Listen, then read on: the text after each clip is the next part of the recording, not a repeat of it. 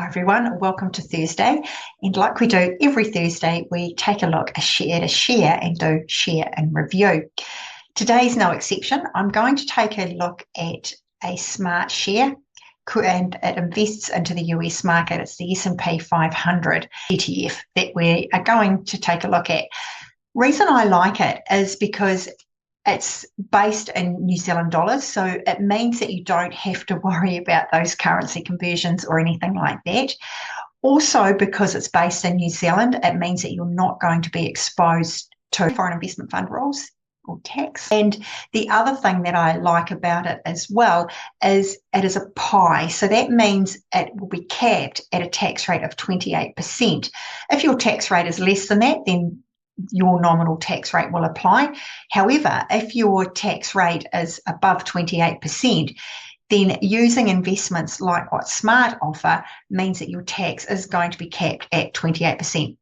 Not giving tax advice, just letting you know the rules and how it works. Now, before I jump across and share my screen, if you're new to investing and you're wanting to get started, I do have a 5-part session on learning to invest. It's self-paced learning and it covers off the absolute basics of getting you started.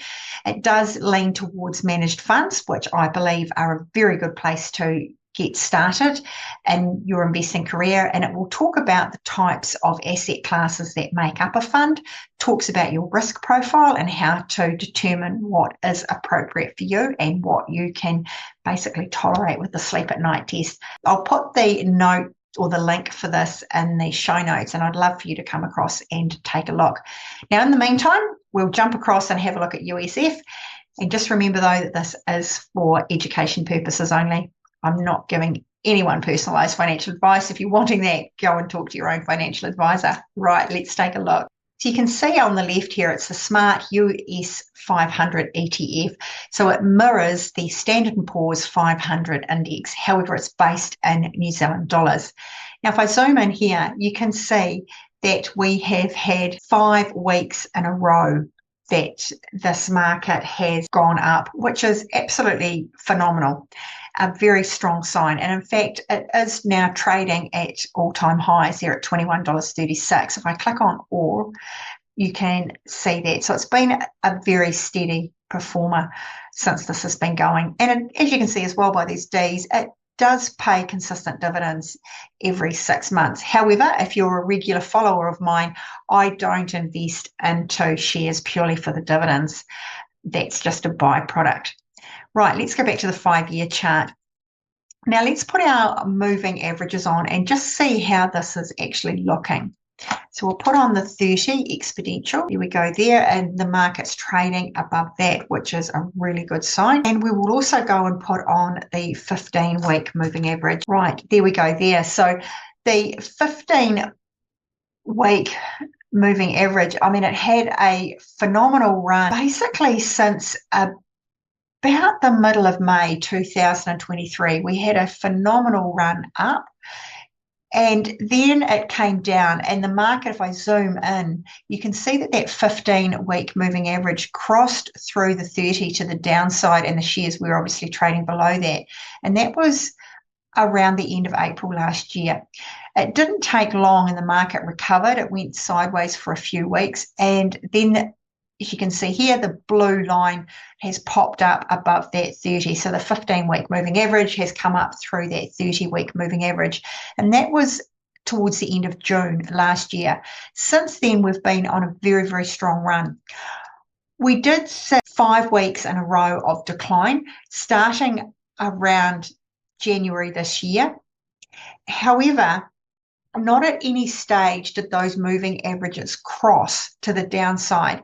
Yes, they got close here on this week, which was the end of March, but then it swung up again and it has continuing to go up, which is a very good bullish sign. So it is something that we do need to keep in mind and just watch out for, because there are a lot of people saying that the markets are overvalued at the moment and that there's going to be a crash. Hey, that could absolutely happen, and I'm certainly not going to say one way or the other.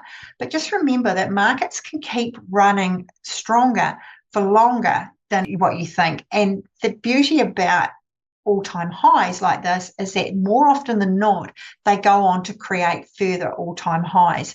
And you can see that by just looking at this chart. It's basically had a phenomenal run for a long time. If I just go back to all, taking out the ups and downs, you can see that that's exactly what this chart has done. It takes the candles to monthly when I click on all.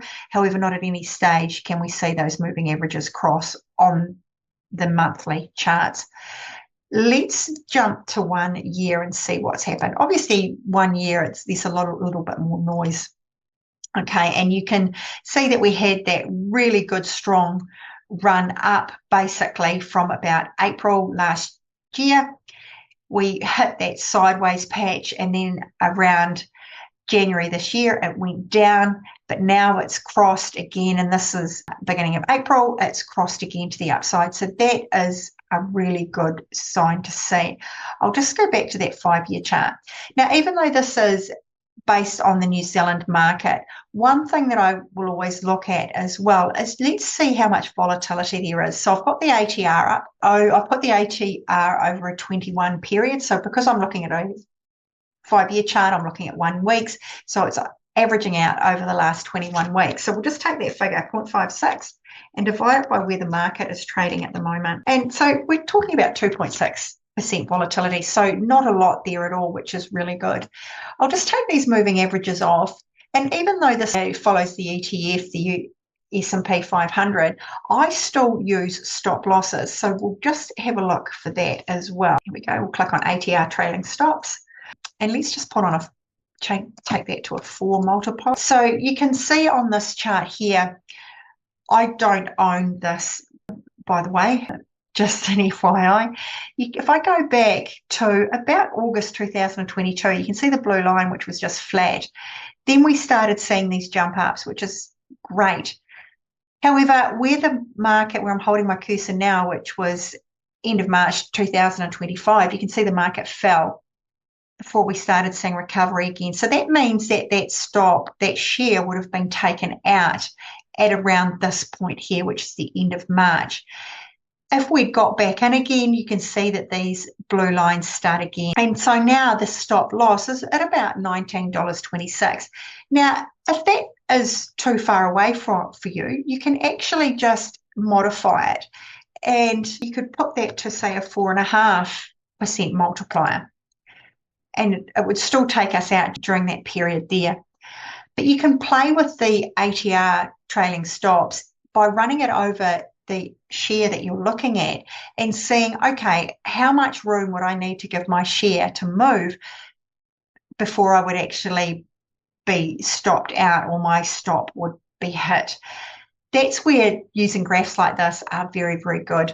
But I just wanted to point out to you, I'll just take that trailing stop loss off. I just wanted to point out to you the performance of this fund. Like I say, I am pro SmartShares purely because it gives you exposure to other areas of the market without compromising your position for the foreign investment fund tax rules. Plus, it's a pie, which if you are in a higher tax bracket, it can certainly be advantageous.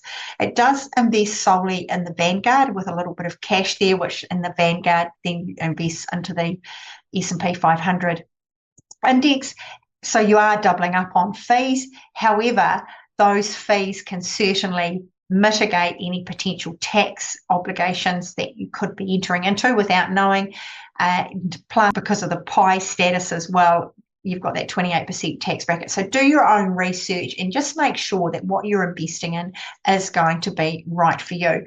But like I said, it is a great way to get exposure offshore without going and doing the research yourself for different companies and what sort of platform am I going to use, because it's based in New Zealand. So pretty much all of your New Zealand providers here will have exposure to it. So I really hope that's helped. If you've got any questions, by all means, sing out. I'm happy to help. And until next week, take care.